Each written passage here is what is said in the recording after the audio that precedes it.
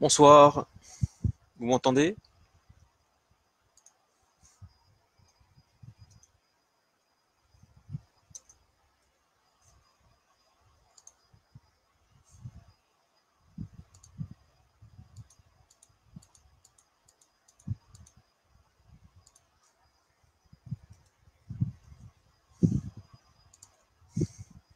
Bonsoir Anthony, ça va?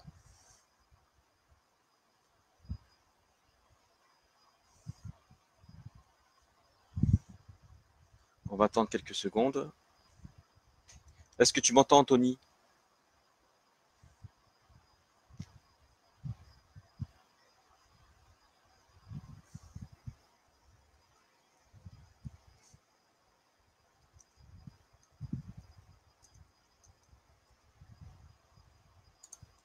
Bonsoir Annick, Annick Arb. Est-ce que tu m'entends?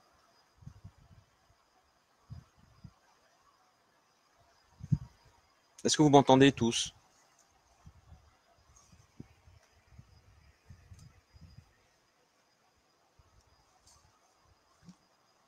Allô? 1, 2, 1, 2. Est-ce que vous m'entendez? Bonsoir, est-ce que vous m'entendez? Ok, merci Annick. Vous allez bien? Très bien. Onedo, ok. Anthony, oh c'est gentil, merci, salut. Ok, très bien, c'est bien que vous me disiez parce que j'étais pas sûr. Donc, on va attendre un petit peu. Ça, on va entamer un thème un peu plus actuel et qui va démontrer en fait ce qui s'est mis en place sans qu'on le s'en aperçoive en fait dans la stratégie Illuminati. Savoir, du moins le thème de ce live, ça va être selon vous, selon vous, le mouvement des Gilets jaunes, est-ce une simulation en temps réel ou la réalité?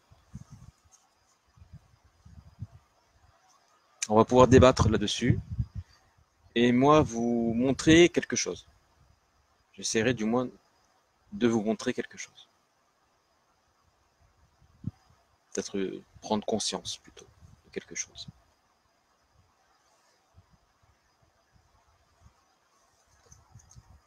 Mais ça va se passer en plusieurs étapes. L'avant, gilet jaune, pendant le gilet jaune et l'après gilet jaune.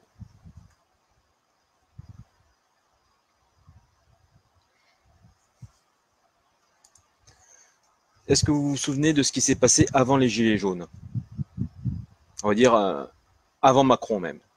Est-ce que quelqu'un se souvient de ce qu'Hollande il avait fait?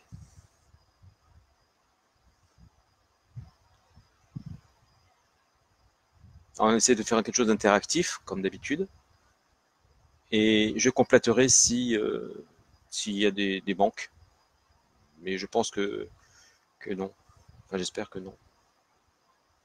Ça fait appel à la mémoire collective, en fait, séculaire, du peuple justement souverain qui a observé et qui retient les choses pour pouvoir mieux les appréhender et s'en servir pour les utiliser.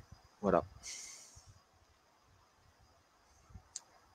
Alors pour les nouveaux, je m'appelle Philippe Salvio, j'ai 45 ans, je suis père de 4 enfants. Je suis employé de banque aujourd'hui. J'ai fait beaucoup d'autres boulots. J'ai commencé comme, on va dire, nettoyant des toilettes dans les banques, tout ce qu'il pouvait y avoir, les fruits et légumes dans les champs, de la logistique, des assurances, négociateur en immobilier, comptable. Au final, j'ai fini employé de banque. Voilà.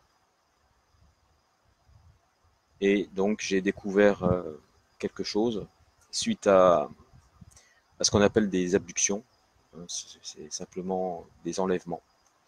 Et je suis revenu avec donc des connaissances, certaines connaissances qui m'aident énormément dans la vie de tous les jours. J'essaye d'en faire profiter tout le monde. Voilà. Je ne me contente pas de dire j'ai rencontré E.T. Non, c'est pas des E.T. Limite, je dirais que si vous regardez bien, le peuple lui-même est un extraterrestre. On ne comprend pas.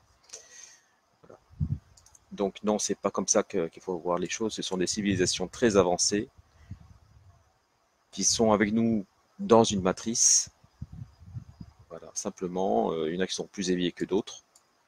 Et donc, elles peuvent, ces personnes-là, interagir avec la matrice pour redéfinir leur propre réalité. Donc, de la virtualité, de la passer en leur réalité. Comment expliquer? C'est changer une matrice par une autre. Voilà. Tandis qu'on ne peut pas en sortir comme ça, simplement. Autant l'améliorer. Alors, je commence. Avant l'acte 1, donc du 17 novembre 2018, le mouvement des Gilets jaunes.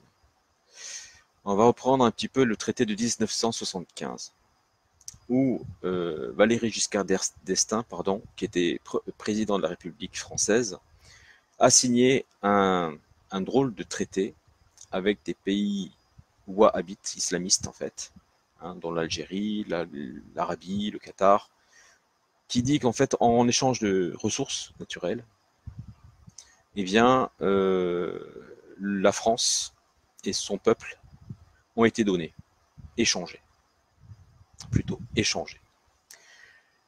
Ce qui explique deux choses. La première, c'est qu'après-guerre, en France, en Europe, il y avait très peu d'hommes. Donc il fallait repeupler. Donc les pays européens, les Italiens, les Polonais, etc., enfin, aujourd'hui on peut dire européens, tous les Européens se sont mobilisés pour cette tâche. Ils ont reconstruit la France, l'Italie, l'Allemagne, etc. C'était une immigration noble, nécessaire. Seulement, il y a des pays qui, justement, islamistes, qui avaient donc signé ce traité en 75, donc quelques années après, où le deal n'est plus le même. Ce n'est pas pour, en fait, aider à reconstruire quelque chose, mais plutôt s'emparer. Voilà.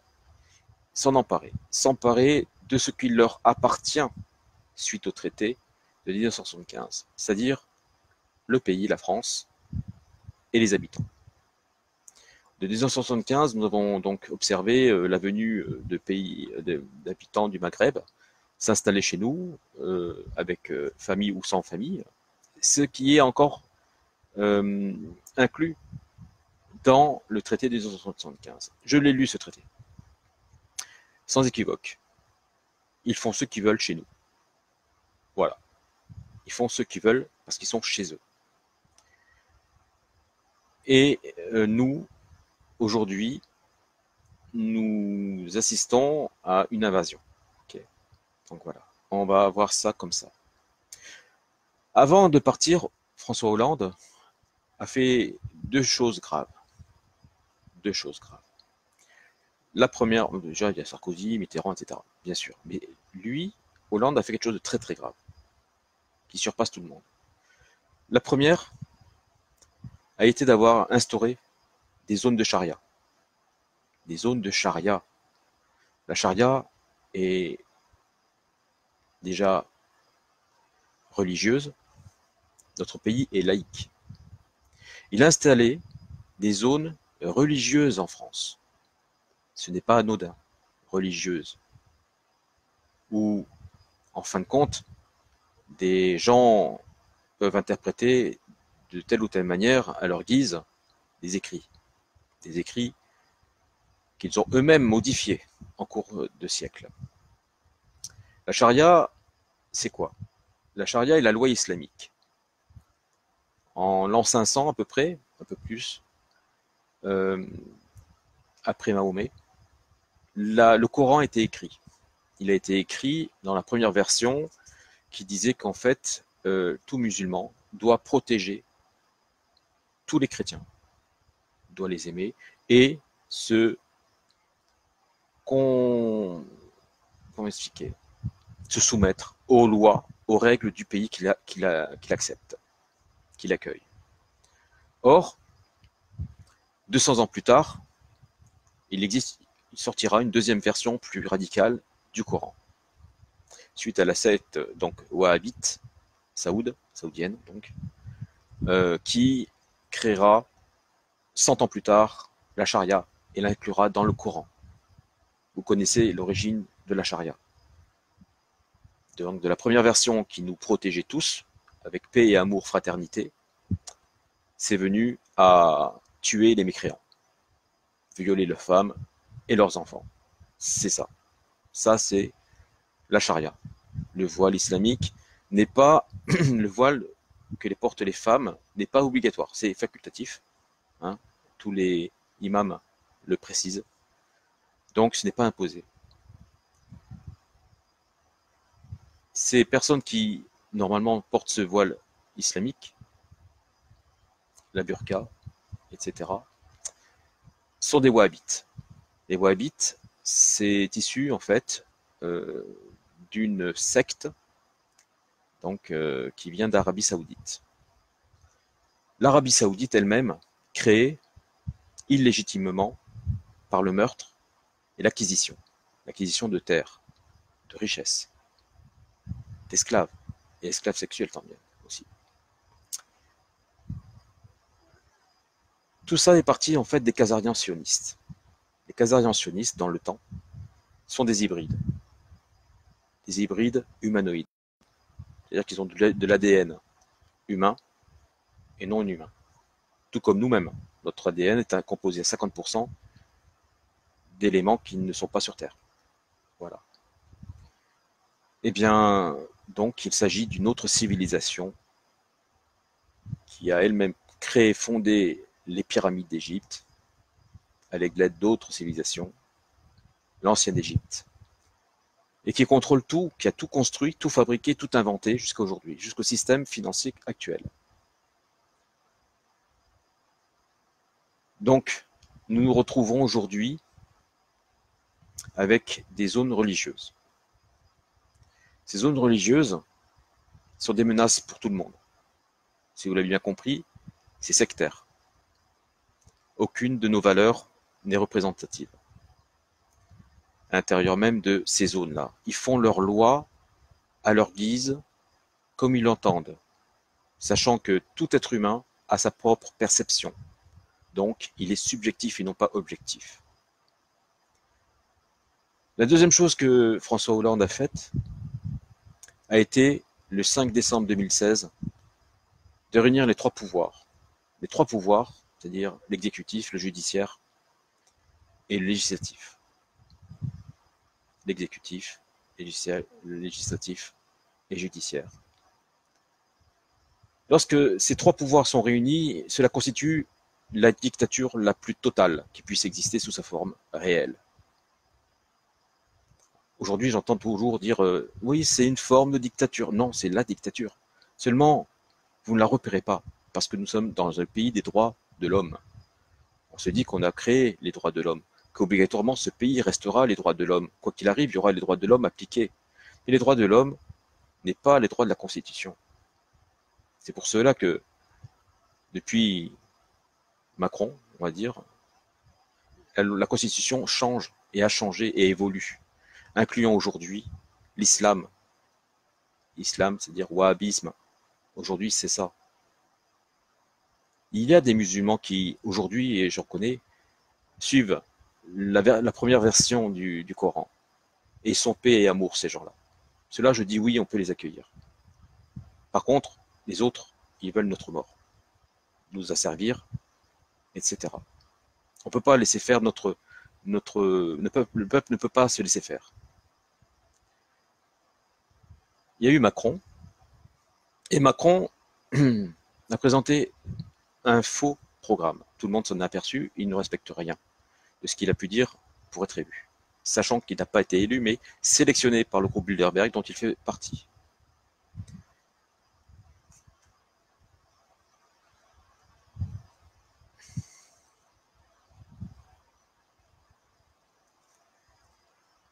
Lorsque je me suis présenté moi-même en tant que candidat de la dernière chance, je savais que j'avais pas de chance, aucune chance de partir comme ça.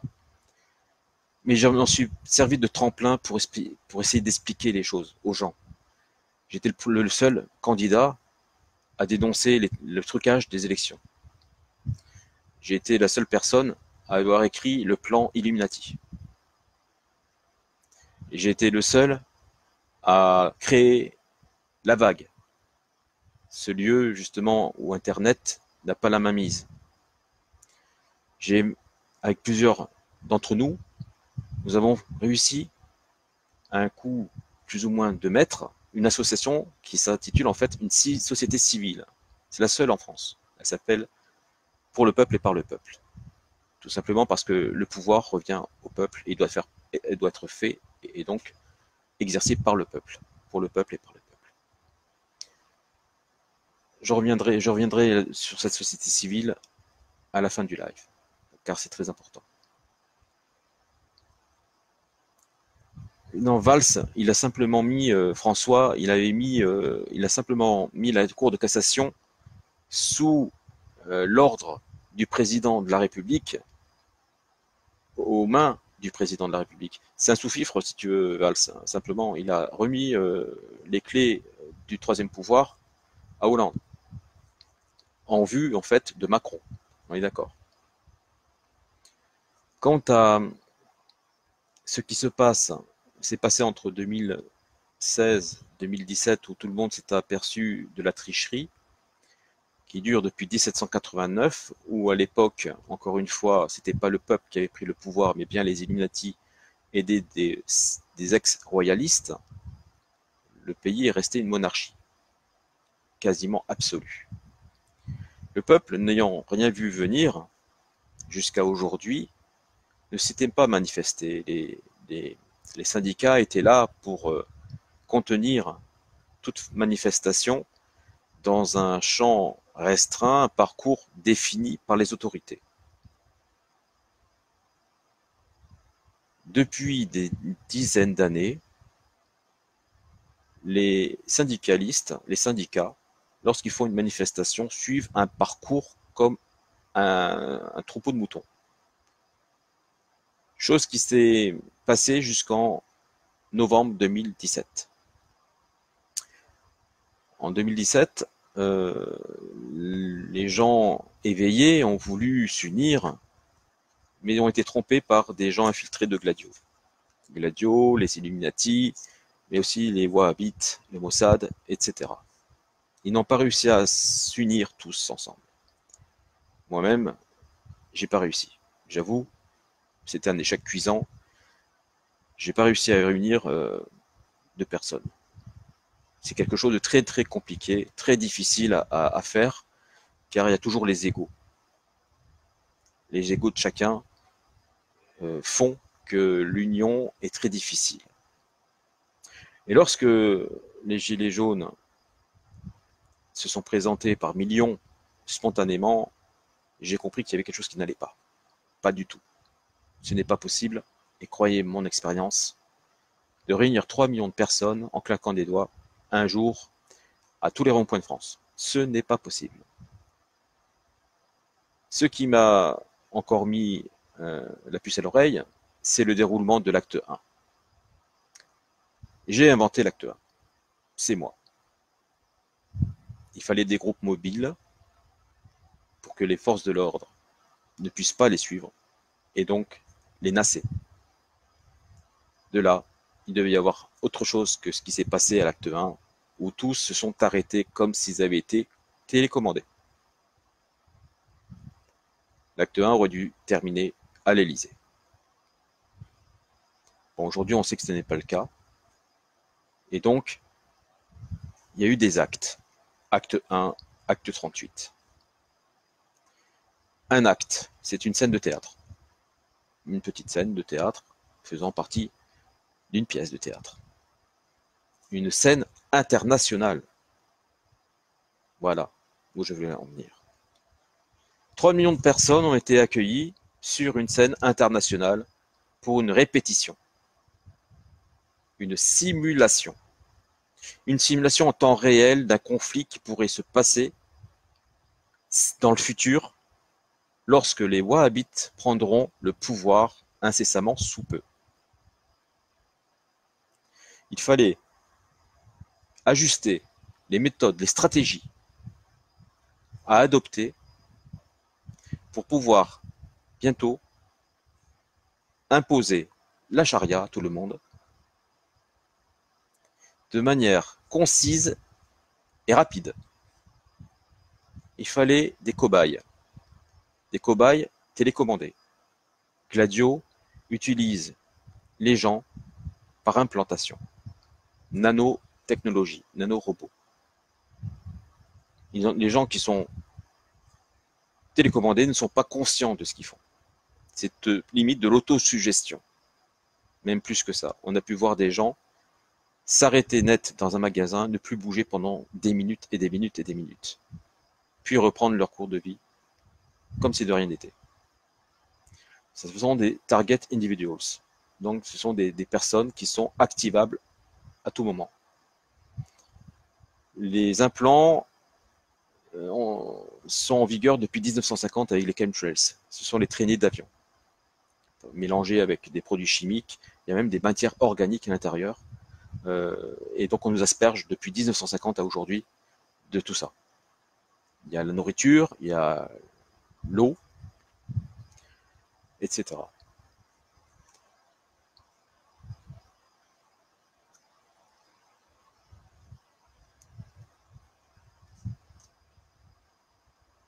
Donc, les gilets jaunes servent de test à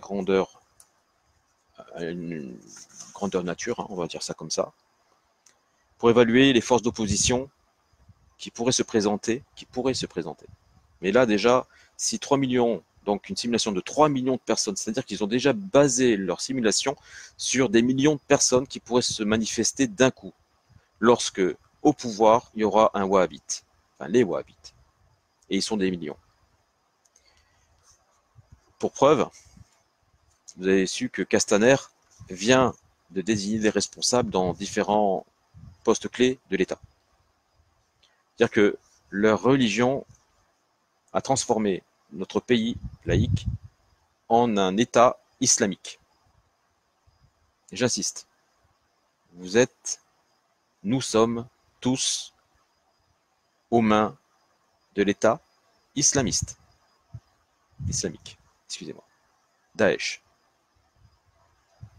Petit à petit, on va y arriver. Vous allez voir comment ça va se faire. On parlait d'assimilation pour le plan Koudnov-Kalergi. C'est une réalité. Toutes nos frontières sont en train de céder partout, en même temps. En Espagne, ce mois-ci, plus de 160% de migrants ont franchi Gibraltar. C'est en train d'arriver. Donc, ce qui se passe, c'est que, eh bien, nous allons avoir un problème immédiat, parce qu'on n'a pas su comprendre tout ça au départ, du moins personne n'a écouté dès le départ toutes mes alertes. Donc depuis 2012 que j'alerte tout le monde, aujourd'hui c'est en train de se passer. C'est limite presque trop tard parce qu'ils sont très puissants, ils sont les armes comme certains me disent. La seule chose que je puisse voir, moi, c'est les élections présidentielles. On verra ça plus tard. Nous avons les Gilets jaunes qui, au départ, étaient apolitiques. Franchement, je me suis joint à eux au début, quelques semaines, mois, et j'ai découvert que leurs revendications étaient très autour de l'urgence immédiate, et qu'aucun ne pouvait imaginer au-delà de la Constitution, au-delà de ce qui pourrait être le système, un nouveau système qui remplacerait ce système-là, qui n'est pas le nôtre, qui est Illuminati, Khazarian sioniste, carrément. Eh bien, il y a une autre menace qui se fait, c'est la chaleur, la canicule. Je ne sais pas si vous avez un peu suivi l'actualité ou chez vous, 45 degrés. 45 degrés, ils annoncent encore plus de chaleur pour bientôt. Dans quel but ARP nous met des canicules? Parce que c'est ARP qui fait tout ça. Pourquoi 45 degrés, 50 degrés? Pourquoi? Pour qui? Pas pour nous. Nous, malheureusement, on souffre tous de chaleur lorsqu'on n'est pas hydraté, lorsqu'on n'a pas de climatisation ou quoi que ce soit. Sauf les migrants. Eh oui, ils sont chez eux là. Là, ils sont très bien. L'Afrique est un pays où justement il fait de grosses chaleurs. Très très grosses chaleurs. Ils ont froid sinon en Europe. Ils ont froid. Là, ils commencent à être à leur aise. Tout va bien. Donc la canicule. Sachant qu'on va vers une ère glaciaire. Quand même. Ok, tel que moi je l'ai vu venir, lorsque la planète 10 est passée et repartie, elle nous a tout chamboulé. L'axe de rotation de la Terre, etc. Ok, ça c'est une chose. Elle nous a éloignés surtout du Soleil. Donc, ok, les durées, je veux bien que la durée de l'été soit un peu plus courte, l'automne et l'hiver, et l'automne et le printemps soient un peu plus longues, mais pas de forte chaleur comme ça, puisqu'on va vers une ère glaciaire, et non pas le contraire. Donc ARP est vraiment là utilisé pour quelque chose, comme une arme de terraformation, on va dire. Pas pour nous, hein, de terraclimatisation. Voilà.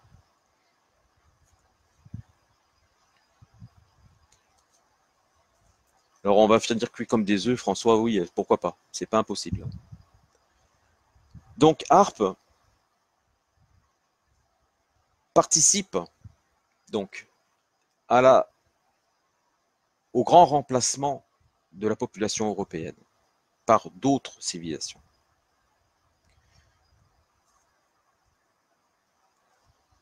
Et hélas, les gilets jaunes souffrent, bien sûr, ils souffrent.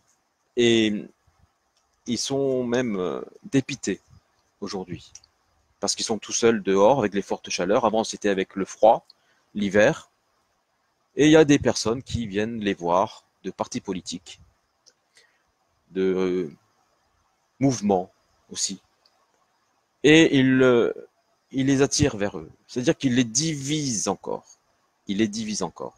Il y a des groupes douteux qui s'unissent pour former quelque chose de bien plus gros, encore plus douteux. Mais ils sont les seuls à aller au devant des gilets jaunes. Les gilets jaunes ne les connaissent pas, ces gens-là. Moi, je les connais. Je ne m'y approche pas. Plus jamais. Il y en a qui m'ont fortement déçu. S'ils avaient participé à quelque chose à un moment donné, on serait tous libres et heureux depuis quelque temps. Mais ils en ont décidé ainsi. Ils ont décidé de nous trahir et aujourd'hui ils reviennent en force avec pour but les élections présidentielles. Mais il y en a beaucoup comme ça. Beaucoup. Beaucoup. J'étais le seul candidat vraiment à avoir adhéré à la résistance. J'étais le seul sur 59. 59, c'est-à-dire qu'il y a 58 autres personnes qui ne se sont pas mouillées, à qui j'ai contacté, j'ai fait contacter, etc. Aucun n'a participé. Pourtant, ils représentaient plusieurs milliers, dizaines de milliers d'adhérents. Et ces adhérents-là se disent éveillés. Aucun n'a bougé. Aujourd'hui, des représentants religieux sont payés par l'État, par vous, oui, vous les payez indirectement. Vous les payez, même plus que directement. Vous les payez, vous payez les religieux pour leur donner le pouvoir en fait. Voilà où on en est.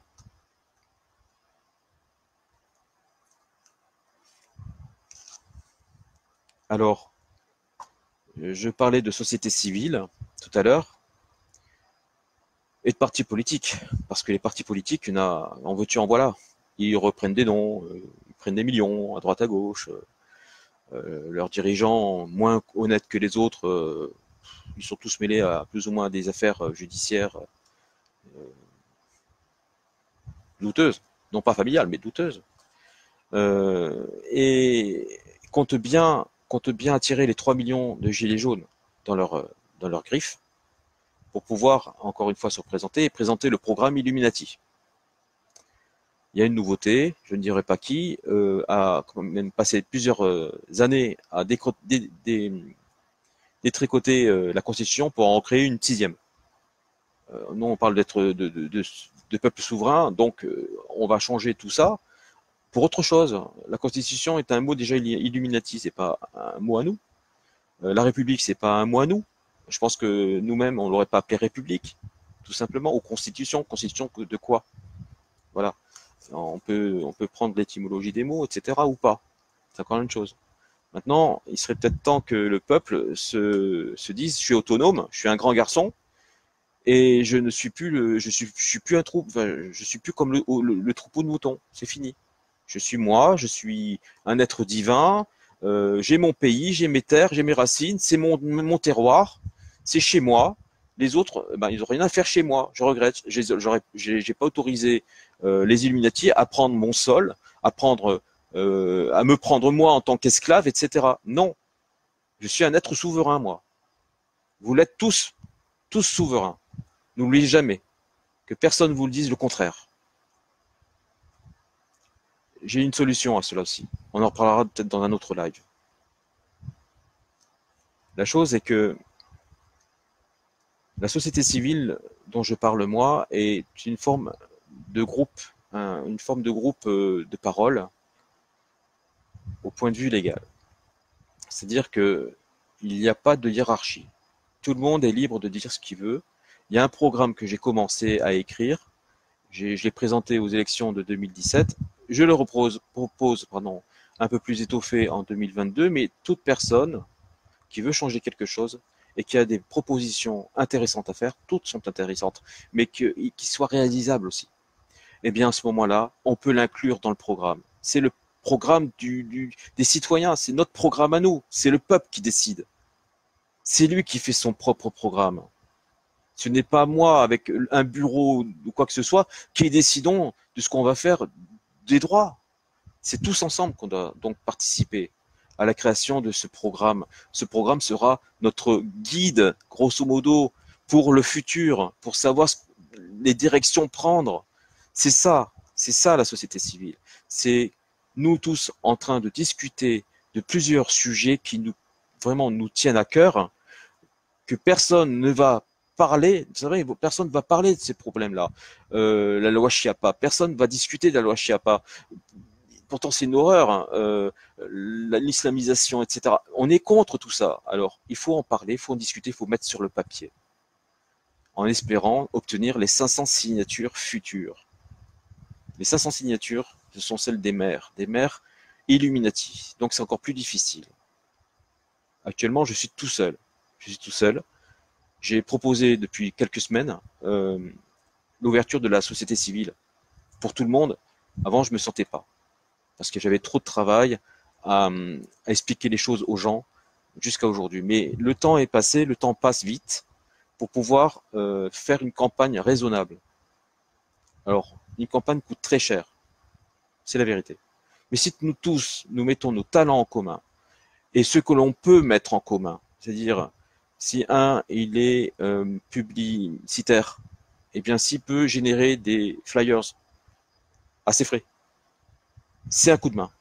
Si quelqu'un sait faire une chanson, un hymne ou quelque chose qui personnel et gratuit, eh bien, si ça s'appelle à tout le monde, on le mettra. Certainement pour les meetings, etc. Parce que les meetings, ça va être des conférences, tout simplement. Pour moi, ce sont des conférences où il y aura des gens qui vont pouvoir, un peu comme il y aura du feedback. C'est très important le feedback. Donc, il y a plusieurs personnes qui pensaient s'en tirer avec des millions et des millions. Oui, mais si, au lieu de sortir des millions, on arrivait à mettre ses talents en commun, gratuitement, on réussira à avoir une sacrée campagne que les autres ne pourront pas se payer. Le nombre fera la force, en fin de compte, et nos talents. Voilà comment je vois Le futur en fait des élections populaires qui n'ont jamais eu lieu encore. Depuis 230 ans, c'est toujours dicté, truqué. Donc aujourd'hui, on a ce pouvoir-là d'essayer de faire quelque chose qui n'a jamais déjà existé, parce que le peuple n'existait pas vraiment non plus, de s'en sortir comme on peut avec nos propres moyens. On n'est pas tous Rothschild.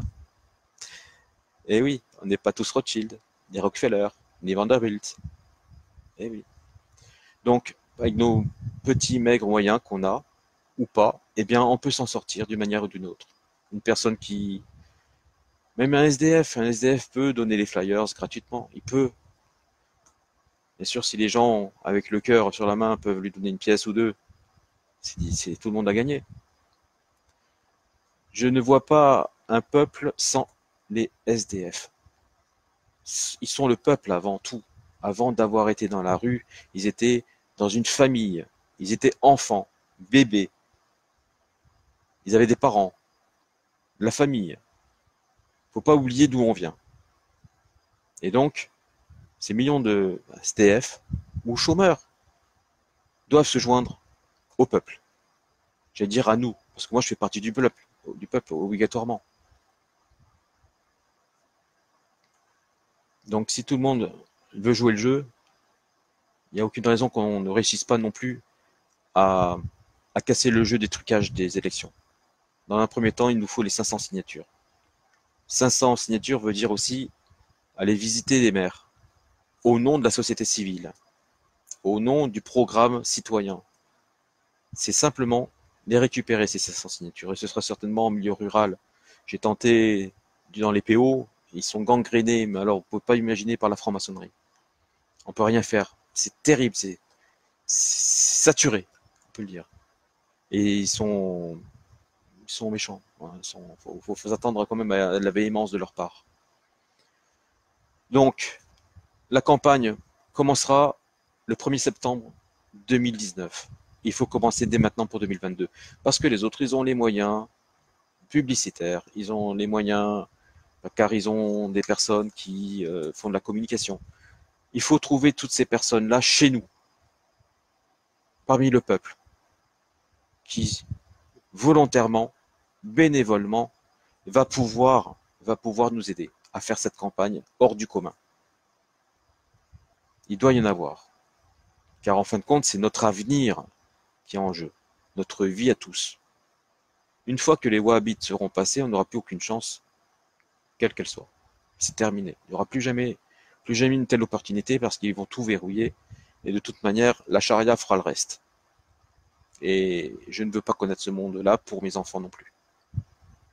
Donc, j'invite tout le monde.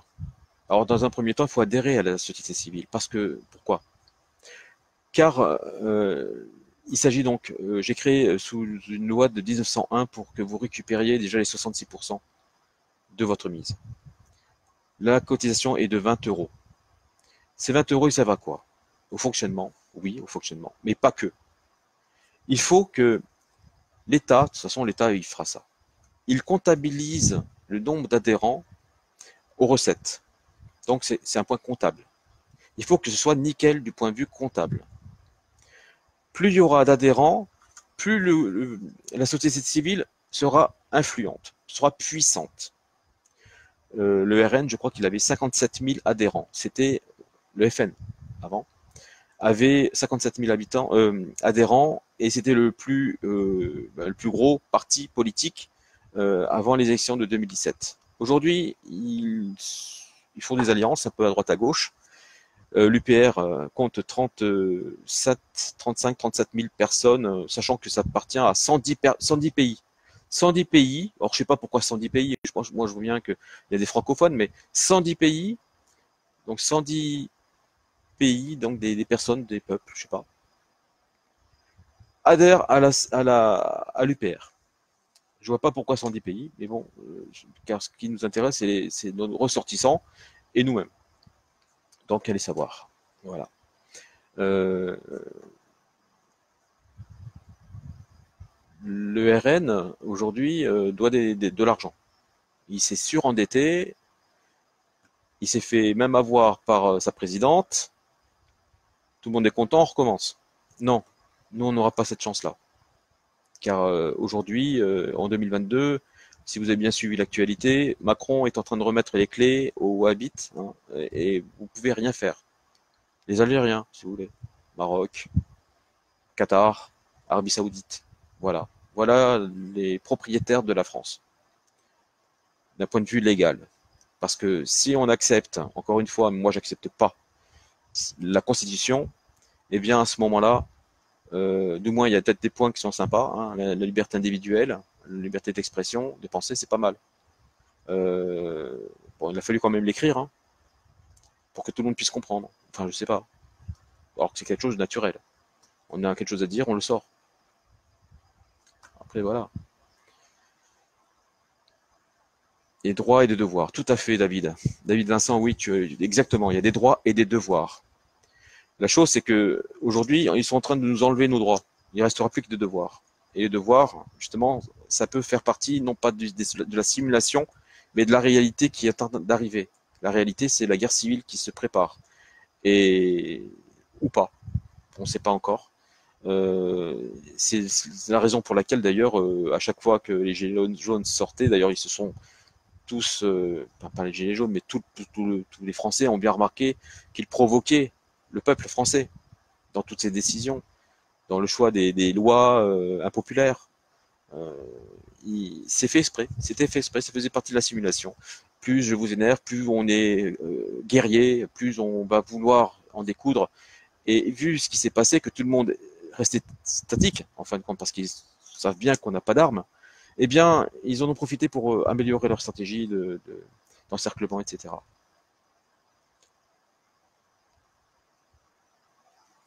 Alors, un peuple est une division. Oui, parce qu'en toute manière, il se rattache à aucune globalité. Tu as raison, David. Maintenant, j'ai lu aujourd'hui les Corses qui créent une région, en fin de compte, une région du monde, la Bavia, euh, qui existait depuis 1947, je crois. C'est une euro-région. C'est-à-dire qu'on éclate encore la France. Non, la France, elle doit rester telle qu'elle est. Par contre, c'est en changeant le système que tout le monde doit pouvoir s'entendre. On est dans un système économique, dans un système financier, monétaire. Il n'y a pas d'amour, il n'y a pas de famille, il n'y a pas cette sensibilité.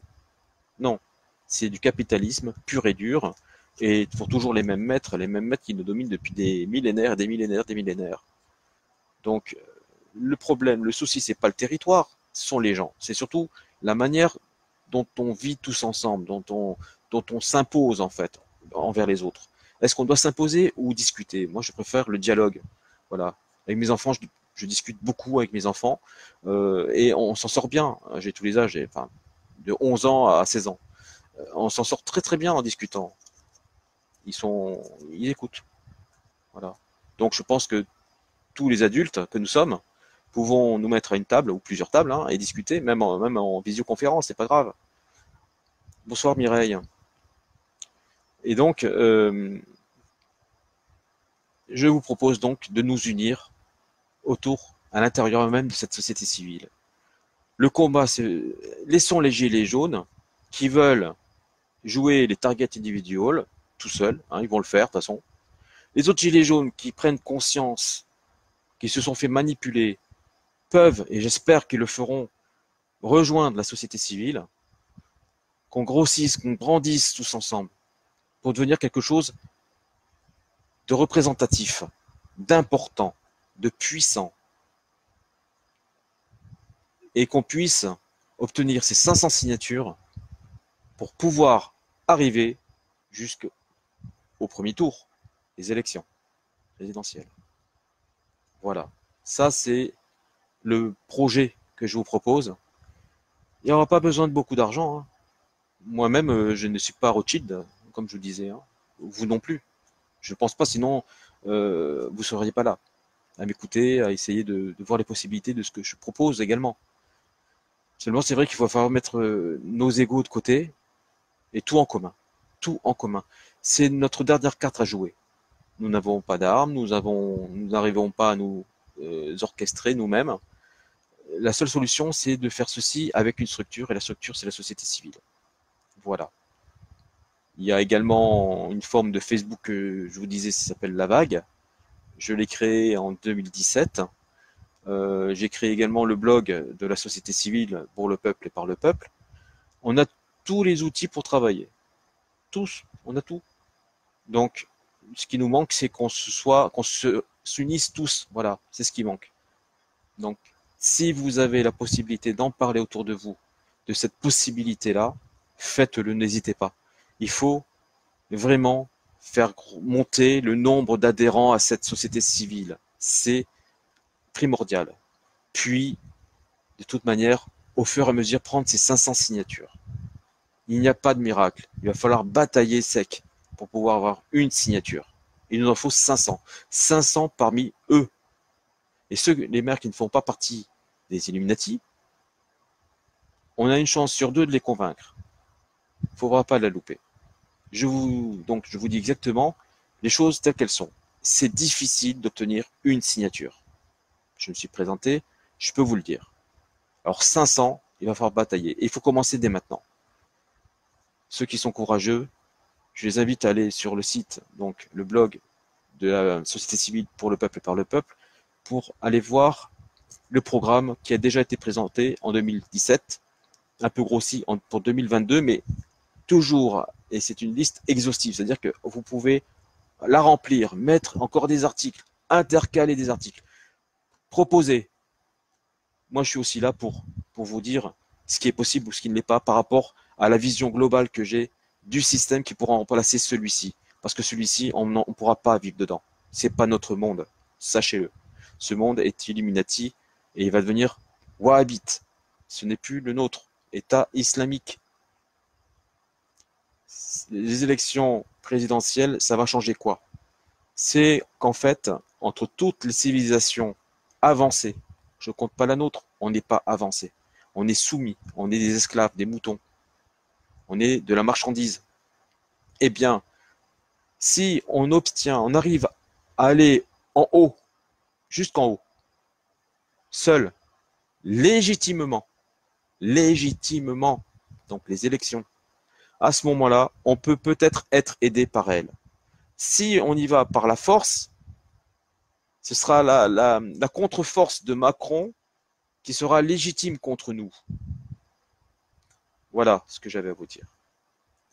J'espère que vous m'aurez écouté, que vous comprendrez ce que j'ai essayé de vous exprimer, qui n'est pas toujours simple, pour qu'on puisse aller de l'avant et essayer quelque chose, car c'est la dernière chance que nous ayons.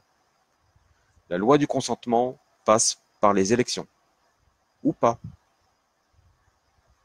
Oui, sinon, c'était facile pour Macron d'être président à la place d'Hollande. Hollande démissionnait, il mettrait Macron à la place. Voilà, c'était fini, on n'en parlait plus. S'il est passé par les élections, c'est parce qu'il ne pouvait pas faire autrement, parce que lui-même est soumis aux règles de toutes les civilisations avancées. C'est s'il contredisait la légitimité, donc cette loi de consentement par le vote, il aurait pu avoir des ennuis. Et les civilisations qui sont au-dessus de nous, dans les flottes, seraient déjà intervenues depuis longtemps. Donc, il a préféré, pourtant, l'intelligence artificielle qu'il est, n'a pas pu faire autrement que de faire en sorte que de truquer les élections sans se faire voir, sauf que moi je l'ai vu, bien sûr, eh bien, pour pouvoir être proclamé légitimement à son poste. Voilà. Nous, on va devoir jouer le même jeu. Voilà. Bon. Sur ce, je vous souhaite une bonne soirée à vous tous, une bonne nuit de sommeil, et je vous dis à bientôt. À bientôt, c'est pour demain soir.